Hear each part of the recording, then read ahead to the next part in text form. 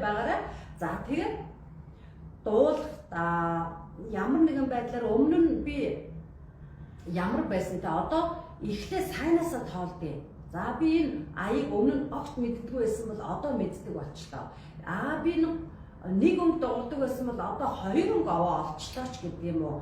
Алтайгаа тоолохгүй эхлээд болж байгаа зүйлээ тоолно шүү заяа. За. Аагаар яваа хэдүүлээ.